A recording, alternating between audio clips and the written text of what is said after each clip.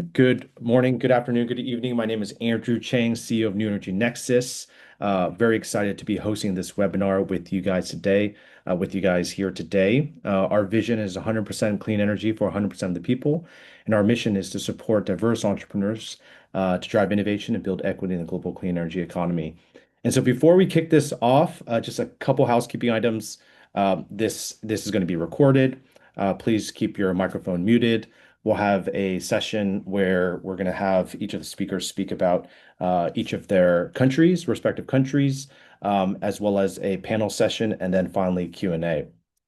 So with that, I just want to start by saying right now around the world, you guys have been saying that there is an energy crisis going on. This is not new news. Just go to your local petro station and you'll see the fuel costs and the prices have far exceeded the norm. But also at the same time, in this moment of crisis, we're seeing a fantastic phenomenon, a massive opportunity where solar, storage, but also more importantly, the communities and households, a groundswell of interest and momentum building from countries all around the world to really adopt more rooftop solar, build more battery systems into their residence. And this is an incredible opportunity for all of us as climate operators to really double down on this phenomenon and really take advantage of this opportunity, but also address some of the barriers and the bottlenecks that are taking place today. So today we'll hear from different countries and how they're responding to the energy crisis, particularly around what is emerging and what are some of the barriers that still need to be addressed. Well, we'll hear from Pakistan, where distributed solar has driven what many are calling the citizen solar revolution, which I'm incredibly excited about. Also, from the Philippines, where we have new survey data, where we've surveyed 20 installers in the Philippines that points to a surge in demand alongside some of the supply chain constraints. From Thailand, where demand for solar training in Phuket has tripled following the energy crisis. And our dear friends from Nigeria, where entrepreneurs are being supported through the Prepared program to help scale in clean energy solutions. So today we have a rock star cast for you guys today. Brenda Valerio, who's leading our Philippines team, Amna Hakan, who's our accelerator manager from Pakistan, Build Hamar Charan, who's our head of programs in Thailand, and Ifi Malo, who's our co-founder and CEO of Cleantech Nigeria. And so with that, we're going to start with a round of presentations, then we'll go into a panel and then Q&A. So first up, I want to invite Amna Hakan to come speak about what's happening in the Pakistan market. Over to you. Thank you, Andrew. Hi, everyone. I'm happy to be here. So first off, Pakistan is often described as ground zero for the citizen solar revolution, which is very interesting to hear and see. And what makes it useful for this discussion in particular is that this transition was not entirely planned or policy driven. It was a genuine market response to an ongoing crisis. And this has happened faster than almost anyone could anticipate. So if you see in the next slide, we sort of frame the problem as a before solar time, right? And over here, the four bullets, they can tell you that it was a more of a structural problem. So in Pakistan, before the solar era, 79% of primary energy was from fossil fuels, and over 40% of that was actually imported and it was paid for in foreign currency. So when global fuel prices, they had spiked around after 2022, there was really nowhere to absorb the shock except through electricity tariffs. And hence, there was over a 155% rise in over 4 years of electricity tariffs as well. So, what fossil fuel imports alone, they were consuming over 10.6% of Pakistan's GDP. And the chart on the left shows you exactly where that efficiency problem was layered on top of. It was nearly half of every unit of primary energy that was fed into the system was lost before it even reached the end user. So consumers were paying more for essentially a system that was wasting almost half of what it produced. So by May 2023, when inflation had hit over 38%, which was the highest in record since over 1965, energy costs fed directly into everything else. So for households and businesses, they had to adjust. It was a genuine crisis, and there was no relief valve that was provided for citizens as well. So if you see the chart on the right as well, that shows where exactly the response shows up. So grid sales over here are marked in orange, and you can see that they barely moved for nearly a decade. And this is where distributed solar, marked in blue, they went from nearly zero to in 2017 to over 40%, 46% of grid sales by the year of 2025. So this is where you see that citizens were able to actually find the relief valve before the government could even identify it. So if you go to the next slide, you'll see that exactly how the citizen solar revolution created that hedge. So the bar chart that you see on your left here is exactly the mechanism in display. So from 2017 to 2022, you can see that solar imports were relatively modest. And then if you look at the year 2023 onwards, the bar has more than doubled in a single year, and it kept climbing. So this is where exactly on 2022 is when the arbitrage between falling panel prices and rising grid tariffs became almost too obvious to ignore for citizens.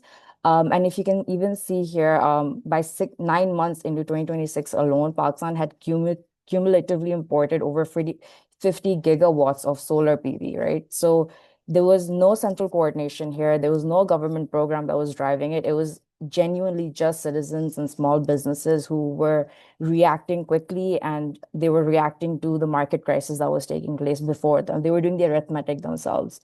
And the right side exactly shows what makes this story very internationally significant, especially in light of the current energy crisis, was that initially Pakistan was the third most LNG dependent country on Hormuz cargoes as recently as 2024.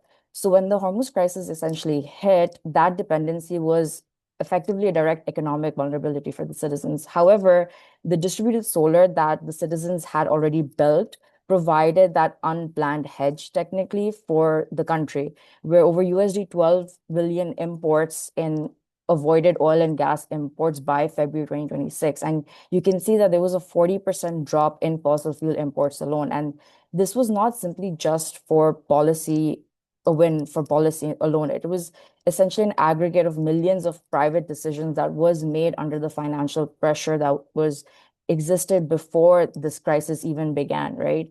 And if we go to the next slide, you can see what exactly this meant for the small medium enterprises that are on the front line. Now, the subheading that on this title exactly frames the problem. The revolution did not happen.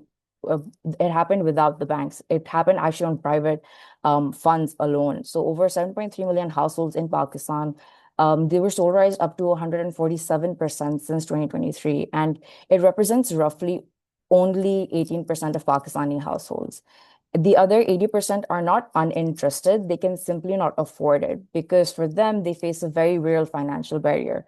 This is a system with battery storage costs. Approximately, they go over one full year of average household income. And there is no accessible loan product or financing facility or private credit facility that exists to actually bridge that gap for these households.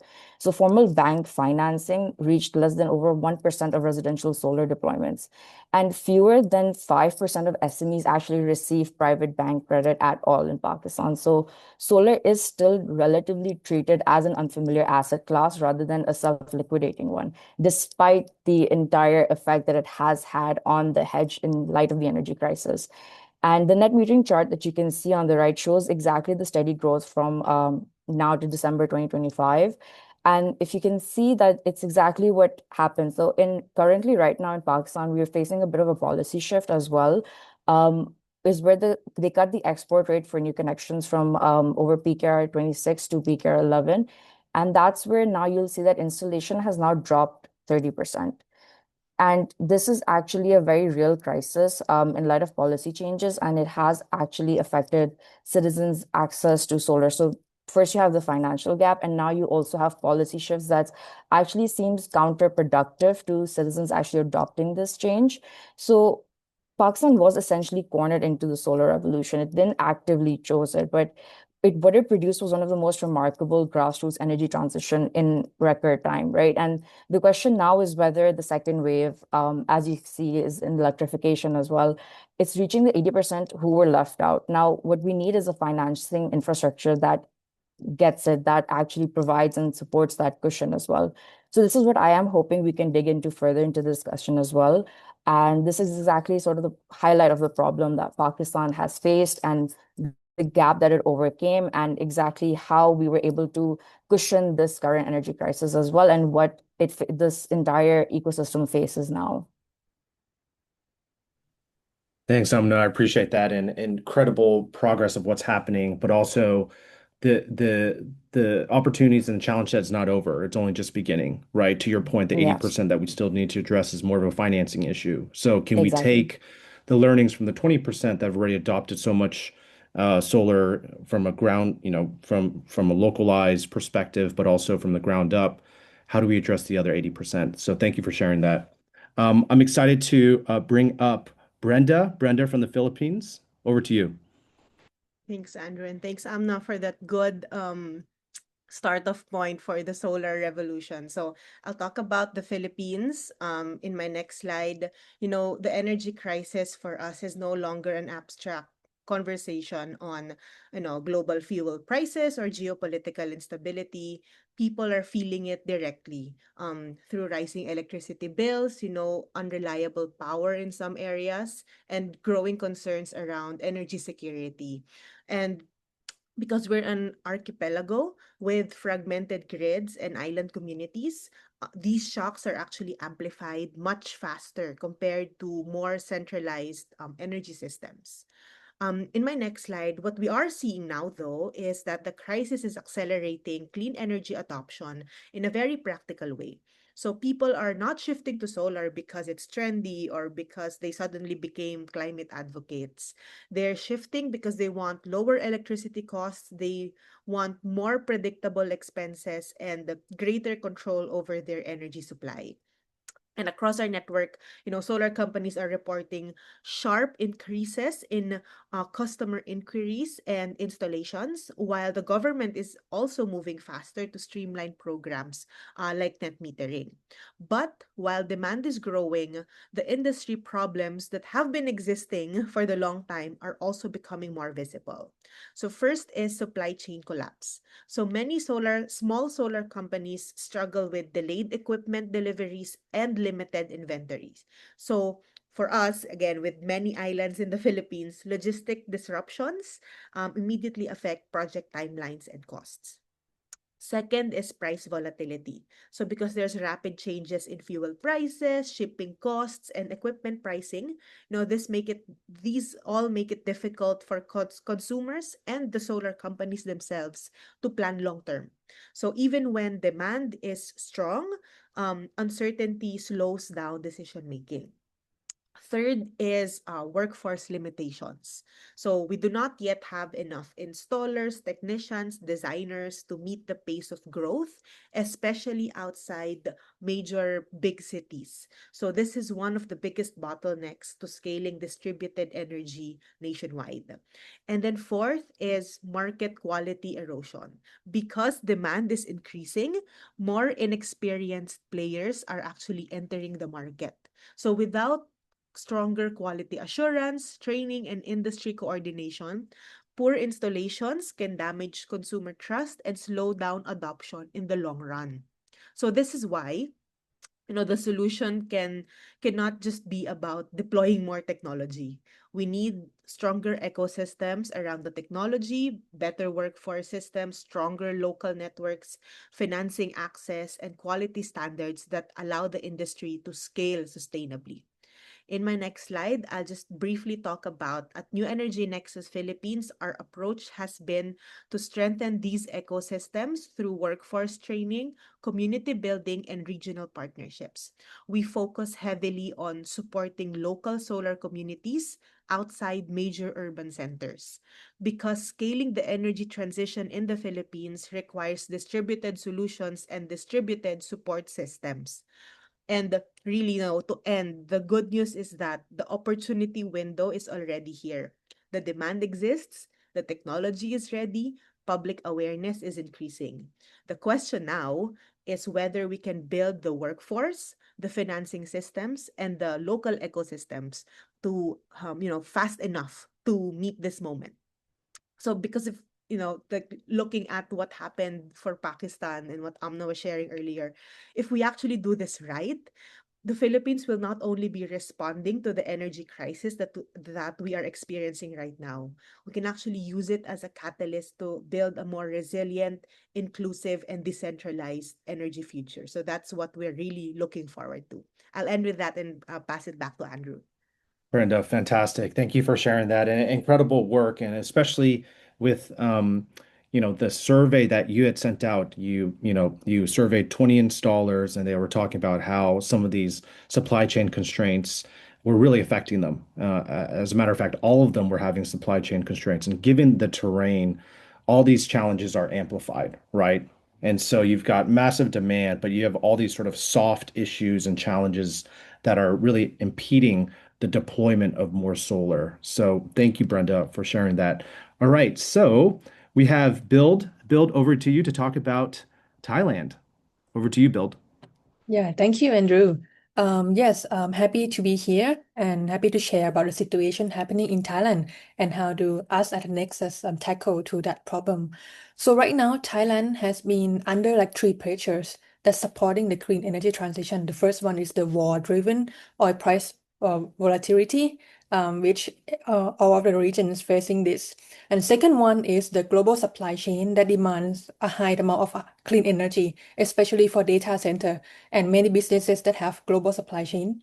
And third one is Thailand also spatially and comparatively relatively vulnerable to the imported LNG price swings as well. So in response to that, government also imposed many measures that supporting the transition. The first one, they imposed the tax exemptions for the solar rooftop installations.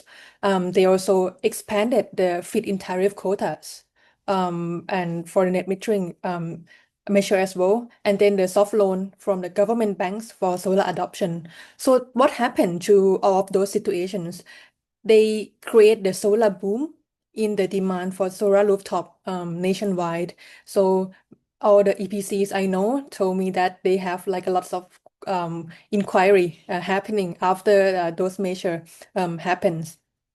But at the same time, when they have a booming, they also raise in some of the not so good issues, like inexperienced contractors coming into the sector and using the improper installations, improper wiring, and non-standard equipment as well, which make us have the safety and reliability concerns growing in the step with the demands. So this come to the importance that one of the key bottleneck of this transition is come from the quality of the people installing the solar itself. Yeah, please go to the next slide. And let's see the data on the ground. Last month, we just launched the survey for our single training in Phuket.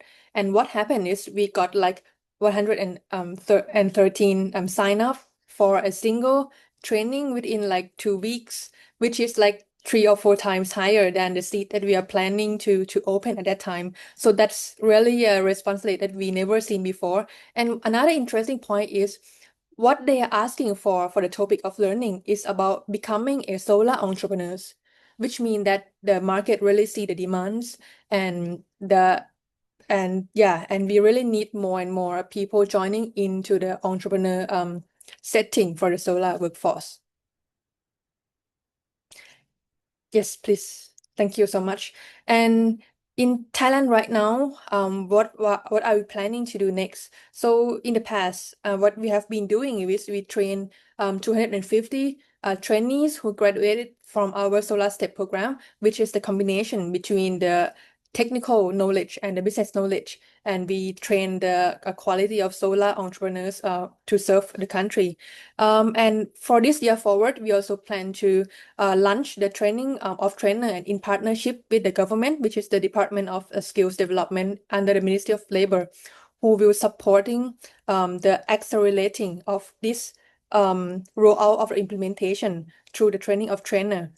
So we wish to position Thailand to growing the energy transition together with having a lot of quality entrepreneur to supporting this infrastructure as well. So thank you very much. I would like to hand this over to Andrew. Thank you, Bill. Fantastic and great work with all the Solar Step program, which shows you that we already have some initial traction in building that solar installer base. And with that recent Phuket survey, We're seeing increased demand, and this is all going to be supported by the Ministry of Labor. And so this really shows that not only are we building sort of the local grassroots work, but we're also making sure that the government is backing this, that they're putting their resources to make sure this can really reach scale. So thank you, Bill, for the great work. All right, over to you, Iffy, to talk about Nigeria. Yes, hi. Can everybody hear me okay? Yes. Okay. All right. Well, Nigeria is not too far off from our colleagues in some of the other countries you've just heard. Um, just to give you some context of what our challenges are in Nigeria, especially for small and medium-sized businesses, I'm going to throw out a couple of statistics that I want you to sort of ruminate over. Um, we have 90 million people without electricity access, and this is 12% of the global world rate for lack of access. So you can see that Nigeria is really at the very top when we talk about access issues in the country or globally. Also, we have about the highest diesel costs for SMEs in the country. We have $2 to $5 generating a kilowatts of power. And so this gives you a sense of the type of costs that SMEs have to bear when it comes to generating their own electricity or their own energy access. This in total means that about 40 to 45% of Nigerians lack reliable power. And this number is heavily skewed towards those who have power that is unreliable. When you add the amount of people who are still unelectrified in a lot of our towns and villages, that number might be a bit higher. And interestingly, this means that for small and medium-sized businesses, which is the fulcrum of a lot of the economic activity that happens in the country, the heavy burden and costs of generating electricity falls on the small and medium-sized businesses as they have no other option but to self-generate. Can we go to the next slide, please?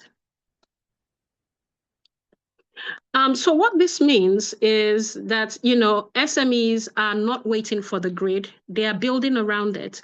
And in fact, the conventional wisdom and the narrative in Nigeria is that when it comes to solar, we're not competing with the grid. We're actually competing with diesel generator because a huge chunk of the country is self-generating their energy access. And again, these are numbers to show how big the challenge is. And then we'll talk about, what the opportunity is and how we're thinking about meeting those opportunities. So following on from the former statistics that we showed, we have about almost ₦1 trillion being spent on diesel by a lot of small and medium-sized enterprises. About 60% of these businesses rely mainly on solar generation. We've seen some of the shifts going into adopting solar for businesses, and we'll talk about that a bit when we get to the opportunity section. And then, for where we even have the grid, people have 12 to 18 hours daily outages. Cleantech Hub operates as a business in Nigeria. And a lot of our energy access to do the work that we do in our offices is 80% generated and then 20% from the grid.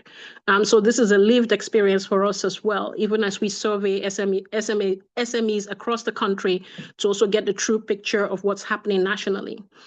And so this gives us a great idea of what the crisis is, that Nigeria's energy crisis is costing the economy an estimated 29 billion annually.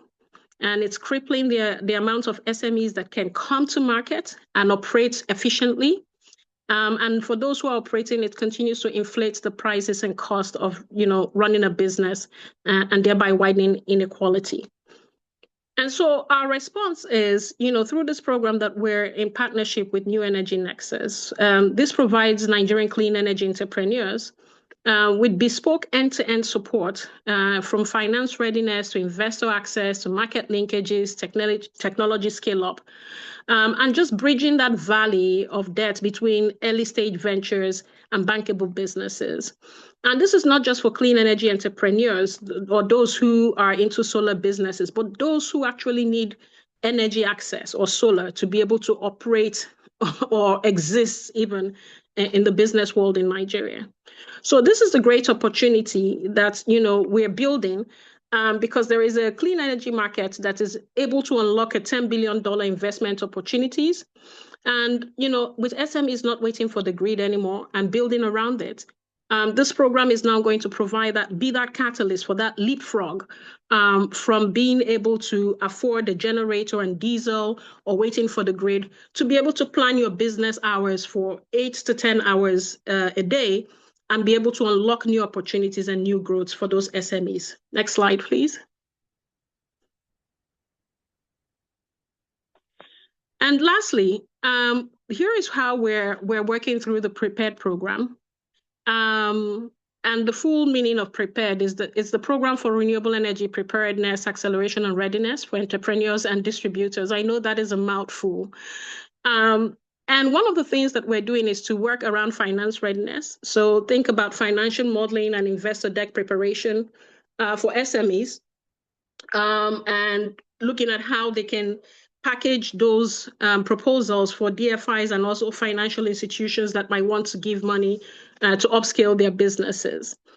We're also looking at business-to-business matchmaking with anchor off-takers and government procurements, and regional export pathways for a lot of the SMEs that are in our portfolio companies. Also a lot of technical assistance to help with scale up, helping to ensure product market fit and validation and upgrade support and quality assurance. And, looking at how at the end of the day, we would have at least over 100 entrepreneurs that can say that they've been able to scale up and are running steady businesses that are able to improve efficiency, but also unlock capital to be able to achieve spread. The target is about also 50,000 households with clean power by 2028. So helping with this entrepreneurs being able to become much more agile in their ability to deploy, results when it comes to deploying solar across the country.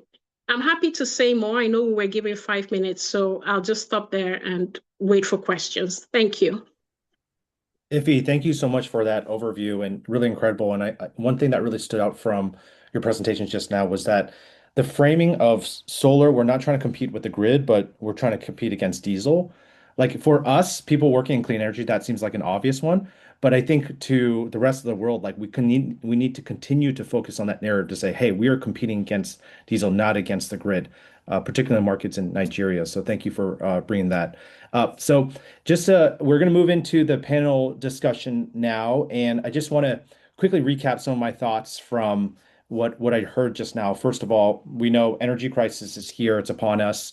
We have wonderful SMEs and entrepreneurs on the ground that are moving faster than the incumbents. They're more agile. They can get to work faster. They can really have immediate impact in the communities that they're operating in, and particularly because we are operating in terrain where it's very distributed, right? You've got lots of communities that need access to this energy. And so the value creation that the entrepreneurs, SMEs that are bringing is very high. And so a lot of the sort of intervention points that New Energy Nexus comes in is we've got the tech, we know it works, it's at cost superiority or cost parity with fossil fuels. Now it's really just about some of the deployment bottlenecks, whether it comes to supply chain, policy barriers, net metering, education, and information dissemination and financing. And so really great to hear that and how each of you guys are approaching that differently in your markets. So I'll start with the first question, which is across all your markets, are we seeing this just as a temporary response or more of a permanent shift of how people think about clean energy and how they're going to be incorporating it into their lives? Maybe I'll start with Amna. Sure. So I do think that Pakistan's case makes a very strong argument for more of a permanent shift. And the solar rush that started in 2022 was a direct response to an acute energy crisis that existed at the time.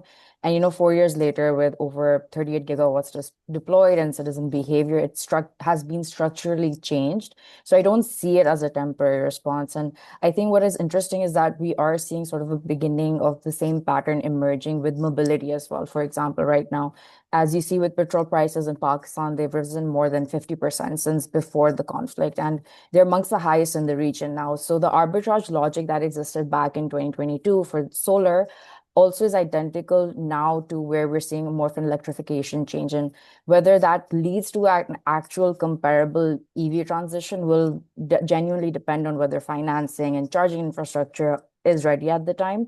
Back then for solar, they were not, but adoption happened anyway, but it happened very inequitably. So right now, the question is whether policymakers can learn from that and whether they can adjust as well. And then whether currently, like we are seeing with the net billing policy change as well, whether they can adapt for that too. But I do think that the case is strong for more of a permanent shift. That's what I like to hear. Thanks, Amna. Brenda? Yeah, I think this is also a permanent shift because, high energy prices may have triggered the behavior change, but people are now realizing that distributed solar gives them something bigger, gives them control, gives them predictability, energy security. And once the consumers experience that, it's very difficult to go backward. So I said this before in a different, convening. Once the once solar is on their roofs and the fuel prices go down, they won't, uninstall the solar panels on their roofs. So I think this is really a permanent shift. Great. And I think energy security, the name of the game. So you can't compete with that. Build? Yeah, I think for the Thailand market, we are also going toward the permanent change as well. Um, for example, like I think I'm seeing like many people start to ask for like, okay, can I have solar rooftop on their roof? And then I think it's not only for the affordability situation, it's also security as well, as you mentioned, Andrew. So I think I think it's also about the curve of adoption, right? I think right now with the current policy, some people is ready to adopt, but the demand is there. And when the policy shift again in the next move, I think more and more people will be ready to adopt more. Thank you, Build. Iffy, I might guess what you're going to say. Let me guess. Permanent shift, Iffy. Or prove me Oh, otherwise. permanent. I think all of the ladies already said the same thing, and I think Brenda was right on point. Nigeria is an interesting case because we've never had energy security for as long as I can remember. And what has happened with all of our energy shocks, whether it's the high gas prices or the lack of availability of diesel or petrol, is that Nigerians have always adjusted. I think that shift started happening 10 years ago when people started installing solar. But in the past 2 or 3 years, there's just been a boom. And it's because people now realize, that they have absolute control about how they generate, what their usage is, and the fact that, they don't have to worry about going to sleep over at gas stations or whether the prices are going to go up or down. And this is now reflected in the type of business models that solar installers and distributors are coming up with. So you have all the lease to own, the buy to the buy one get one free. There are all sorts of business models that people are using to attract customers. The solar installers are trying to attract customers, and that's an indication that they understand that the customers are here to stay. And as a result, they're trying to sort of bridge that huge upfront costs of acquiring the systems and making it easier for people to acquire. So the competition is there. But the thing that we're now struggling with, and I think some of the other ladies mentioned this during their presentation, is a breadth of supply. I think one of the things we're not talking about enough is about all of the issues around global trade and all of the tariffs that are now occurring and what the impact of that is on the supply end, and whether that's now going to be bring about an issue of scarcity down the line when we're talking about the availability of panels or even storage equipment.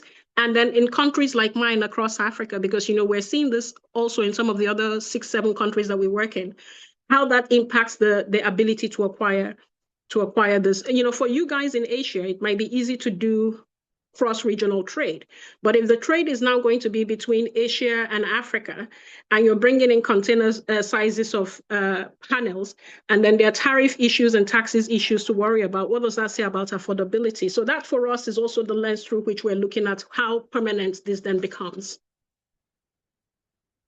Ivy, thanks for bringing that up. I think the supply chain and the global trade is a key part because you can't deploy solar if you don't have the equipment. And Brenda spoke about this during her presentation, which was, a lot of the suppliers are having supply chain issues. And Brenda, do you want to talk about that? You've also mentioned that some of the big distributors are also, in many ways, sort of pre-purchasing this and causing disruption in price and selling at a premium. Is that correct? Yes, so that's really one of the challenges when you have a very decentralized, fragmented market.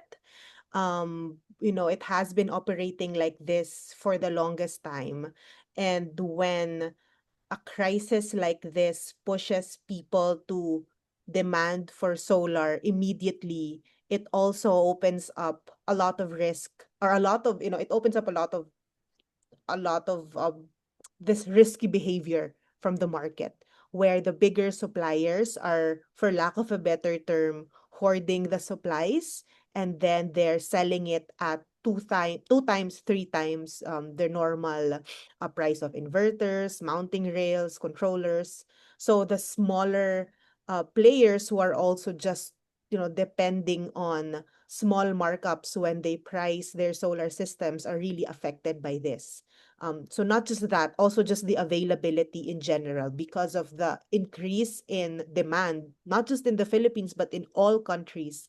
Then the smaller players are the last to get the supplies, especially those that are operating outside the big cities, outside the ports, where it takes days and weeks to actually get, the ships and let's say trucks to these locations. So we're seeing logistics issue alongside the supply chain collapse with this increase, sudden increase in solar demand. Great, thank you. I've got another question for you guys. So, Brenda, you talked about risk, but maybe I want to push this to the other panelists. Who should bear this risk, right? So we've got, obviously, you have folks trying to meet the demand, a lot of inconsistencies that's happening within the market, whether it's inexperienced installers coming in, hoarding of supplies. Who is responsible for this risk that is happening? Is it the entrepreneur that should bear this, the consumer, the government, or the investor? Can you walk me through how your markets are addressing risk? Maybe I'll push it to build. Yeah, I think it's very profound question. And for me, I think in Thailand right now, the core problem is also the policy risk, which make other player inappropriately having higher risk than they should take, especially for the entrepreneurs and for the customer. I think for the fair game, the customer should bear the risk only for their decision to use energy that they want to do. And the investor should only bear the risk about the financial risk with actually their function. But right now, with some of the policy makes both of the player like have to bear other risk like the limited quotas, the maybe like the changes in the regulation as well. So yeah, I wish we would have more stable policy. Thanks, Bill. Amna, do you want to May I speak to jump that? in here, Andrew? Sure. Yeah, no, so the question of who bears the risk is an interesting one because, I first of all, I will say on the side of the business person. Every day in our existence as business people, we already bear risks. I think putting any burden of risk on us beyond the financial commitment we've put down to start a business, it's expecting too much. Because we're already, providing employment, we're already providing a lot of resources and services. And so I think a lot of the risk conversation should go back to governments. across Africa, we're seeing that there's been a rush of renewable energy policies, solar policies that are supposed to unlock opportunities. In Nigeria, we have like a dime a dozen. The other day, the regulators came up with an amendment to the mini grid regulation, which we know in principle is great, but we fear the implementation might be poor. All right. So, and the risk of then carrying on business with that unclarity is left on the business people. And this is what then gets passed on to consumers. And I think this is where a lot of the advocacy part comes in, working along with a lot of trade and industry associations to lobby governments to actually look at some of the policies that they're drafting. Sometimes they're making these drafts and policy statements or regulations without enough inputs from the distributors and the solar distributors and developers and solar business persons in the country. And so while their intention is great, but the way that it's then framed makes implementation difficult for the people who it's supposed to protect. So government still bears that heavy burden of risks, is what I would say, or should bear it. Thanks, Iffy. Would anybody else like to chime in on that? I would, so just to in Pakistan, for example, a lot of policy shift does follow citizen action.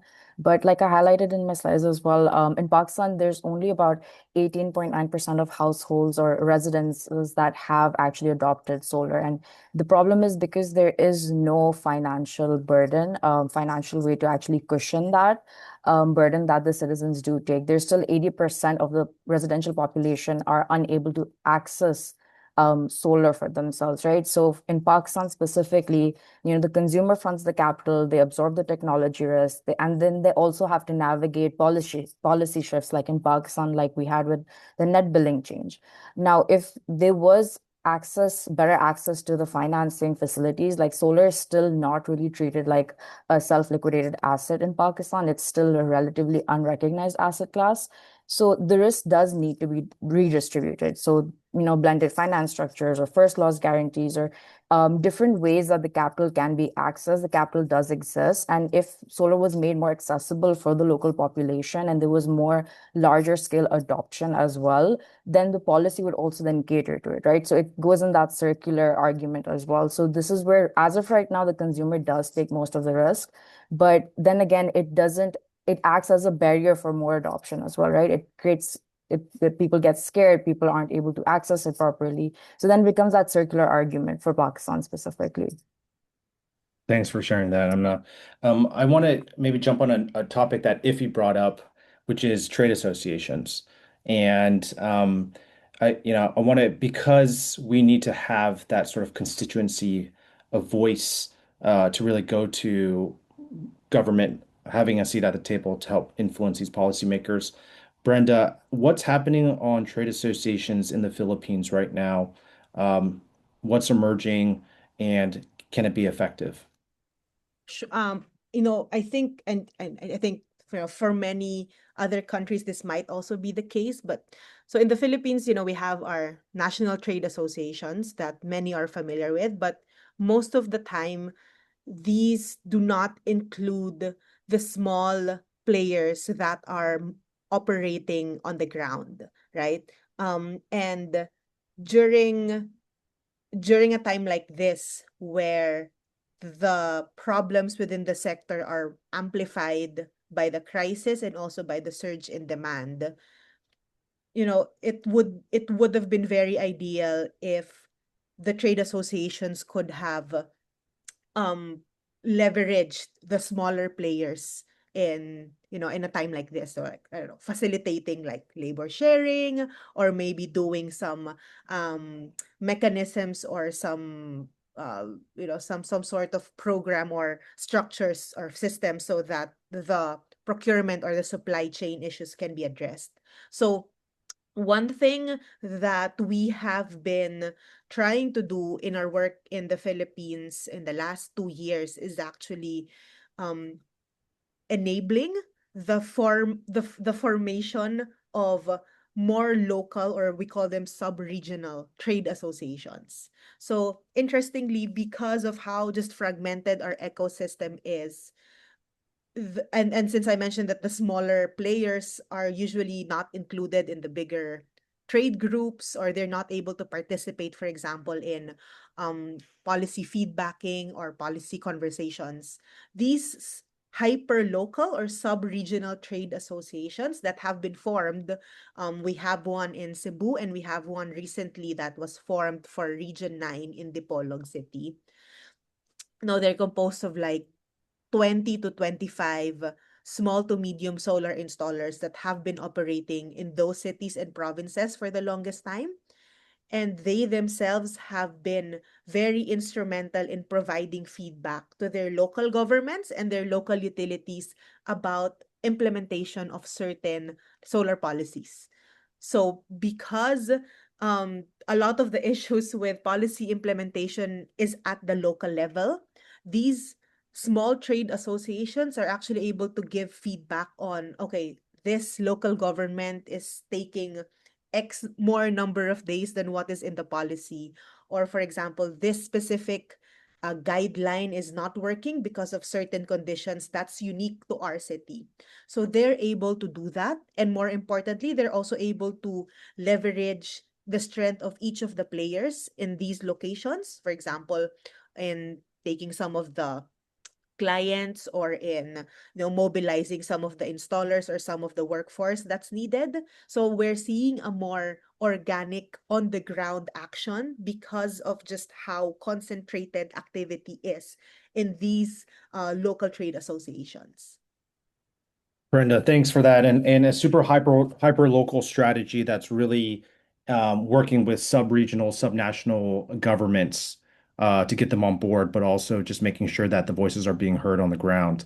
So thank you for that. I know we only have 13 minutes left, and I want to ask one final question for each of you. We have, some ecosystem partners and some potential funders and donors on this call. If there is one intervention that could unlock the biggest acceleration in your market over the next 2 to 3 years, what would that be?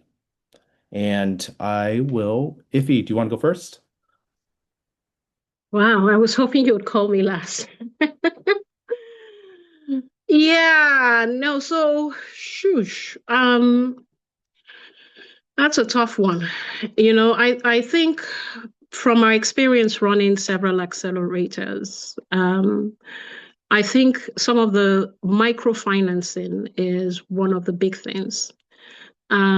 One of the things that happens with a lot of accelerators is, there's a winner that gets, I think, 50 million, 100 million from the kind of accelerators that we run, which is micro accelerators. We give a lot of this SME solar companies something as little as $2,000, $5,000, $10,000.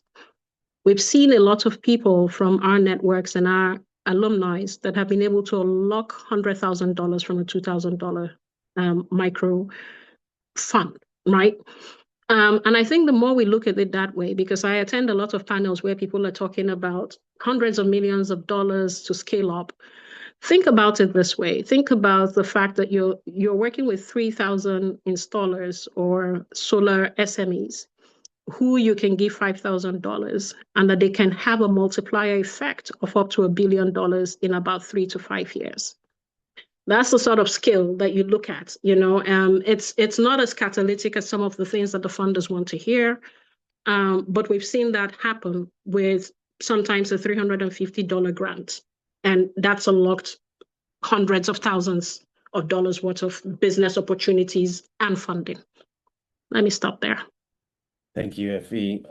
Highly leveraged capital is what you speak of. So thank you for sharing. Build.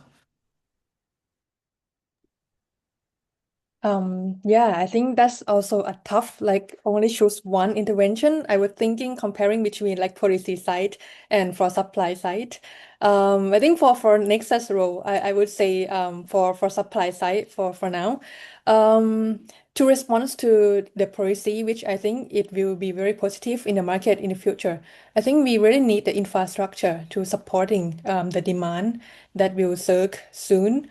Which means human resources, the system to verify who is the quality equipment, quality installer to implement this happen. Because when we think about the solar installation, it can be from a very big scale and to be very, very small scale in the communities. So it's a long tail problem. And this long tail problem will need like a lot of SMEs to helping implementing this to happen. So we really need to increase more of the supply side to having more quality entrepreneurs in every communities that will make this happen. Thank you, Bill. Supply side. Amna? I might sound a bit like a broken record here, but again, consumer financing at scale is, I think, a major intervention. Specifically, maybe like a blended finance facility that can enable banks and microfinance institutions to offer maybe solar loans that are more asset aligned or have longer tenor, and they're distributed at the point of purchase through installers and dealers, or even a financial infrastructure play that maybe could use that catalytic capital to actually de-risk commercial lenders and bring them into a segment that they currently avoid at the time, right? The multiplier effect would be genuinely significant. Affordable financing then could unlock that 80% of residential households who want solar but cannot pay upfront. It unlocks the SMEs who currently have near zero access to private bank credit for this as well. And it begins to build the repayment track record as well that can make solar a recognized asset class as well for future commercial capital too. Thanks for sharing that consumer financing. Over to you, Brenda. Yeah, I think my answer would be a bit different because really what we're seeing is all the necessary pillars are in place, but implementation and actually getting them to the right stakeholders is quite fragmented. So there's policy, there's the market, there's financing, but they're all not, interconnected, or they're not engaging. So what we think really is massive investment in localized workforce and ecosystem development. Because if we can rapidly expand training, strengthen local solar networks, and connect these SMEs to financing and suppliers really outside your major big cities, adoption could scale, much faster nationwide. Thanks, Brenda. So what I heard everyone is how do we leverage, highly leverage capital? Number one, how can we deploy more consumer financing products so people can access the money to get the loans to purchase these systems? We heard about supply side and building up the supply side and capacity building. And then lastly, the coordination, the sort of ecosystem development and localized strategy to make sure everything is speaking to one another. Thank you for sharing that. This has been incredible. I want to move it quickly to Q&A just because we have 7 minutes left. We have one question from the Q&A. Let me just, oh, great. Chatu, is there market failures coming up to Brenda's point? We would expect this playing out this way, where customers can choose high price or fast install versus lower price, slower install. This is clearly an issue, whereas SMEs may not be able to participate at all. Brenda, do you want to chime in on that? Yes, sure. Yes, I think the market failure is becoming more visible as demand accelerates. What we're seeing is really not just a pricing issue, but a coordination failure across the ecosystem. In theory, customers can choose between high price, fast installation, or lower price, lower installation, right? But in practice, many SMEs cannot even participate competitively because they lack access to working capital, inventory financing, skilled labor, and even supply chain leverage. So the larger players can then absorb the delays. They can bulk purchase equipment, they can finance the projects upfront, which we are seeing. And smaller installers often cannot. So even when there is strong local demand, the market naturally consolidates toward players with more capital rather than necessarily, better local reach or service quality. So I think the risk is that we end up with rapid market growth, but weaker market diversity because and maybe reduced participation even from community-based SMEs, especially outside major urban centers. So, for example, for the Philippines, our power sector is like largely big energy conglomerates. So we might just end up with their RE or solar arms eating up the market. And in when for the case of the Philippines, our energy access and grid realities are really just highly localized. Losing the smaller players can also create long-term like scaling problems for us. I hope Thank I you, answered the Brenda. question. Yes, thank you. I've got another question from Sidra. Very curious to understand how your countries are approaching the increasing grid instability, especially with higher electrification demand accelerating with potentially some of the data centers.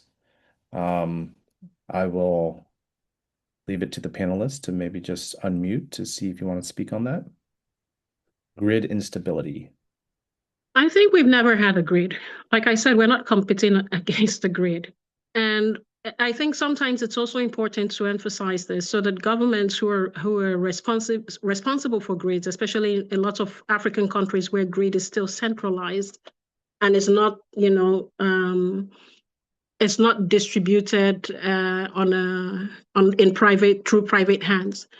I think it's important that those governments hear this because at some level, we also want the grids to work. We're saying that for the vast areas across Africa that are unelectrified and under-electrified, solar is a solution. It's an immediate solution. We don't have to wait 30 years for the grids to be fixed for people to have electricity today. And so as the grid now expands, at least in Nigeria, what we find is that a lot of the grid companies are entering into PPP arrangements with solar companies for solar to now be their grid extension modality or strategy.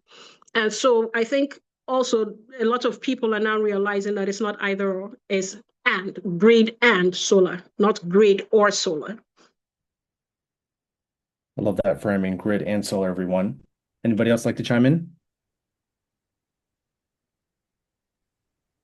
Yeah, I think in Thailand right now, we relatively have a quite strong grid instability. And yes, we still need have a room to improve. But this kind of thing is already in the conversation between like the government and the people and the stakeholders, which I believe is in the plan that we really need to improve it more to accommodate with the accelerating of those demands. Yeah. I want to quickly chime in and allude to what Iffy said that we're seeing distributed solar as a grid resilience strategy as well, right? So not just investments in solar that can come into the grid, but also solar and storage to also help. Because for countries that are highly like archipelagic, like with many islands, it really does not make sense to have one very centralized grid that can cover like 100 plus millions of population and energy demand. Perhaps just zooming in a bit more on Pakistan's context for here, the Pakistan's grid instability is more so driven by the solar exodus and not particularly data center demand. So in Pakistan specifically, the structural risk that exists is when you have wealthier consumers who leave the grid, the fixed cost then gets redistributed onto the poorer consumers who cannot afford to actually leave the grid either. So that creates that instability loop. But on data centers specifically, we're still at that nascent stage. So it does not really contribute to a meaningful grid instability issue as such in Pakistan. Great. Thank you, everyone. We just have 1 minute left. First of all, I just want to say thank you guys so much. This was an incredible presentation, webinar, panel. You guys totally, you know, everything that you're doing in the market is addressing the real issues right now, and you're doing it with a sense of urgency. So big kudos to all you guys that are doing this. At New Energy Nexus, and our team here, what makes us really unique are these local leaders speaking to you right now that are on the ground, immersed in these local ecosystems, hearing about what's happening, where can we have the quickest intervention. And so for those listening on this call, thank you guys for participating here. We're going to go ahead and send a recording of this. So if you guys want to share this with your friends, partners, and others, please do that. Feel free to reach out to us regarding some of the work that we're doing in our respective markets. As we had mentioned right now, there is a real moment to really take advantage of what we're doing right now. We're simply more agile, entrepreneur. We get things done. We're ready to roll up our sleeves and get to work. And are already doing that work. And with, of course, your help, we can amplify and build and scale on that and have even more impact. So with that, I just want to thank you guys for your time today. Thank you, Amna, Build, Iffy, Brenda. Good night, good morning, good afternoon, and power on, everyone. Cheers.